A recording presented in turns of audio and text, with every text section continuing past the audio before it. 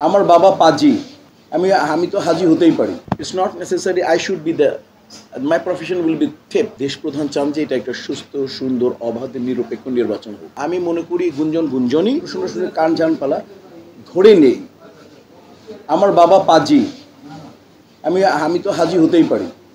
বিগত নির্বাচনকে যারা কলঙ্কিত করেছে বা যারা কলুষিত করেছে তারা কি সম্মানিত আমাদের কাছে? এবারে নির্বাচনে আবহাওয়ায় তো অনেক কিছু প্রমাণ করে দিল যে না, তারা সম্মানিত না যথেষ্ট পরিমাণে। যে কারণ অকল্যাণকর এবং অশিল্পীসুলভ আচরণ বা অশৈল্পিক কোনো কিছুই মানে সংস্কৃতির মধ্যে কখনোই এটা মানে ফোকাস পাবে না। তো সেই জায়গা থেকে আমি বলবো যে বিগত দিনে কি হয়েছে সেটা আমরা না করি। গত বছর কালিমামুক্ত কলঙ্কিত অধ্যায়কে তোমরা সবাই বলতেছো এটাকে আমরা রিজেক্ট করলাম। আমরা বিগত ওর আগের যে গুড এক্সপিরিয়েন্স আছে সেটাকে আমরা কাজে লাগাবো এবং আমরা বলে দিই আমি তোমরা দেখেছো আমি হেরেছিলাম এবং আমি কিন্তু মানে সর্বাগ্রে এসে আমি বিজয়ের মালাটা এবং ওত করিয়েছিলাম কাঞ্চন ভাইকে। কাজে আমি এবং আমার দল এরকম 100% একটা স্পোর্টসম্যান স্পিরিট নিয়ে চলে। না না না আমাদের কি তুমি কোনো রাজনৈতিক বলয়ের কোনো প্রভাব দেখতে পাচ্ছ? না। আমাদের আমি অন্যদেরটা আমি না বলি, কারণ আমি আগে বলেছি অন্যদেরটা আমি কিছু বলবো না, জিজ্ঞেস করলেও বলবো না।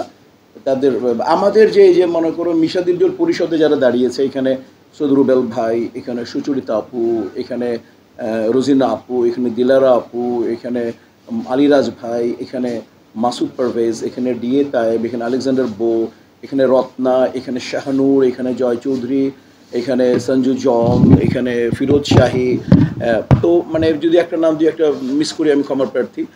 তো আমাদের কারোই তো আমরা কোনোভাবেই তো আমরা কোনো মানে রাজনৈতিক প্রভাবিত হয়ে এখানে কোনো কিছু করছি না, রাইট? এখন পর্যন্ত ইনশাআল্লাহ সেভাবেই মানে যাচ্ছে। এবং আমি যতটুকু শুনলাম একটু আগে, আমি মিটিং থেকে এসেছি, এমডি রুমে সবাই মানে দেশের বিভিন্ন নিরাপত্তা সংস্থার নেতৃস্থানীয় লোকজন ছিলেন। তারা যেটা বললেন যে এটা একেবারে মানে দেশপ্রধান চান যে এটা একটা সুস্থ, সুন্দর, অবাধ, নিরপেক্ষ নির্বাচন হোক। তো আমরা তো এটা ওনার কাছ থেকে মানে ওই প্রশাসনের লোকদের কাছ থেকে শোনার পর আমরা গর্বিত, সম্মানিত যে মানে আমাদের নির্বাচনটা মানে দেশপ্রধানের মানে নজরে আছে। মানে আমরা মানে প্রাউড ফিল করলাম এবং আমরা বললাম যে আমরা ওই প্রশাসনকে আমি যথেষ্ট হেল্প করব।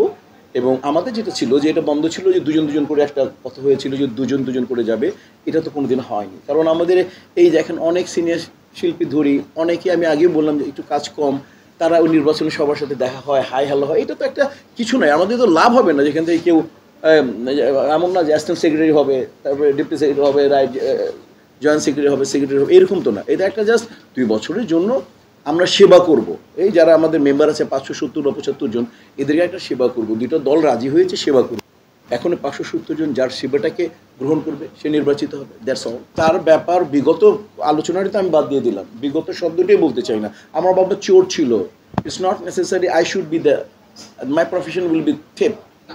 তো করছো যে গতকে ছেড়ে দাও। আমি তো বললাম যে বাবা পাজি ছিল, আমি কি হাজি হতে পারি না? ওটা আমার ব্যাপার। আমি তো আগেই বলেছি যে বিগতটা ক্ষত বিক্ষত, ওটাই আলোচনা কর। আমার দাদা ছিলেন ডাকাত, আমার বাবা ছিলেন চোর। আমি কি বিশেষ ক্যাডার অফিসার হতে পারি না?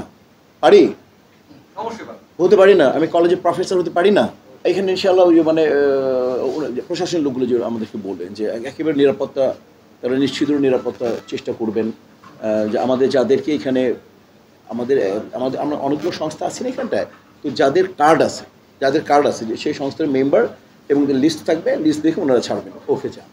এবং আপনারা যারা মনে করেন একেবারে সবাইকে তো দেওয়া সম্ভব না, উনি বলেছেন যে যাদেরকে আমাদের কমিশনার যিনি চিফ কমিশনার, যাদেরকে আপনাদেরকে রিকগনাইজ করবেন তারা আসবে এবং উনি রিকগনাইজ করে দেবেন যে এতজন, তাকে আমরা কাগজ দেবো যে আমাদের 570 শিল্পী সমিতির মেম্বার, আমরা আমাদের দায়িত্বটুকু। অন্যান্য সমিতিরও বলে দেবে, উনি ওটাকে প্রশাসনকে দিয়ে দেবেন, ওই দিকে নাম কেটে আসবে।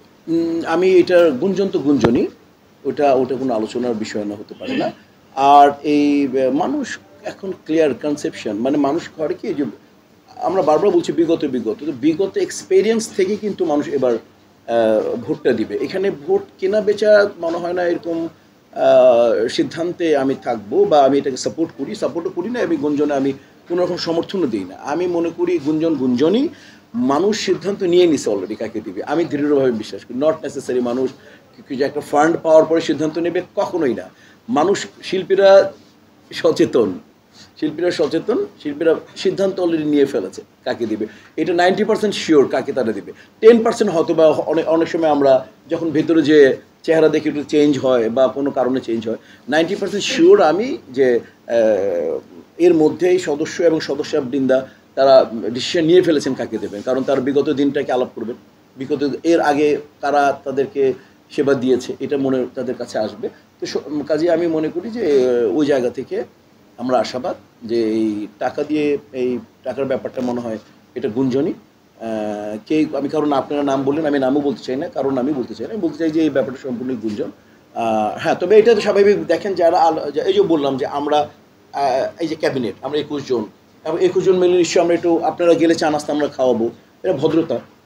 ওই পক্ষেই যাবেন না, আপনার ওই পক্ষে একটা আয়োজন করেছে, এটা একটা ভদ্রতা। তো কাজে হচ্ছে যে এটাকে তো আপনার চা নাস্তা খেলেন, তাহলে কি আপনি কিনে ফেললাম না, আপনি তো প্রপার নিউজটাই দিবেন। মিশা ভাই কোন কথাটা যাবে কোন কথাটা যাবে না, আপনার আমার ছোটো ভাই, এখানে ম্যাক্সিমাম ছোটো ভাই মনে হয়, যেহেতু আমি অনেক বুড়া এখন।